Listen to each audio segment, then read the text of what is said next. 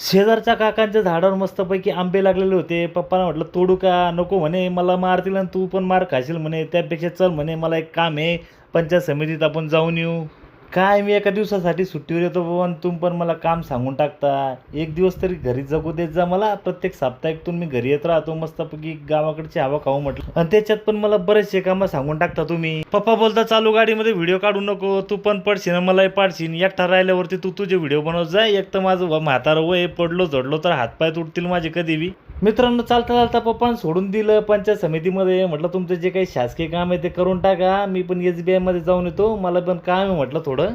कामात काम होऊन जाईल माझं ते पण तेवढंच. पोहोचला तुमचा भाई SBI बँकेमध्ये. अरे म्हटलं हे काय आहे? तुमचा भाई जसा आत घुसतो तर बघतोच काय, अरे म्हटलं इथं भांडणं चालू आहे की काय? नाही म्हणे गर्दी म्हणे, इतकी बँकेमध्ये गर्दी, नंबर लावावा लागतो म्हणे इथं. बापरे, आता नंबर कसा लावू?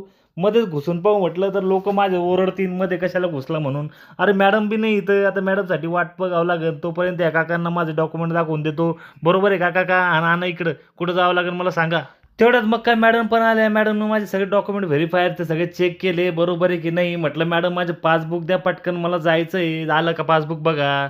तुमचा भाऊ इतका बोर झालेला होता ना, इतकी भूक लागलेली होती की विचारू नका भाऊ. काय पप्पाच्या कामात काम मध्ये होऊन माझंही बँकेचं काम होऊन गेलं. अरे मग बाईला भेटलं पासबुक, मग चालला ना आता. आता काय पैसे खिशात काही नाही मित्रांनो, त्याच्यामध्ये काही टेन्शन घेऊ नका. येतील तेव्हा सांगेल तुम्हाला नक्की त्याच्यामध्ये पैसे. तुझा भाऊ गेला पप्पाला आणायला. मग काय पप्पा होते, मग पप्पा म्हणे बसला लागला म्हणे व्हिडिओ बनवायला. ठेव म्हणे. तोपर्यंत लाईक करा मित्रांनो, सबस्क्राईब करा. भेटूया नेक्स्ट